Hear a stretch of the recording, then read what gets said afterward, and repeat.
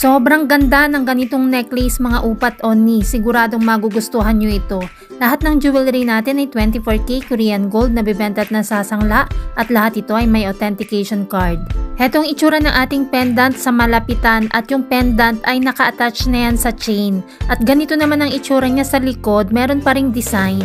At ang cute niya, meron ding dalawang susi na design sa gilid. Kung mapapansin nyo, combination ng dalawang style ang kanyang chain, kaya napaka-cute sa personal. Heto naman ang kanyang 18K Korean gold lock at gagawin natin ng chain depende sa haba na gusto ni customer. Pwede ito sa 40cm hanggang sa 45cm max. Ganito mismong itsura ng 18.75 grams pagsuot at meron itong pang set na bracelet sa gusto ng set. Ang rate ng gold ay nagbabago everyday kaya hindi natin nilalagay ang price sa video. Kung gustong malaman ng updated price, mag-inbox kay Michelle Yu sa Facebook or follow Mabenta KR Jewelry sa YouTube or TikTok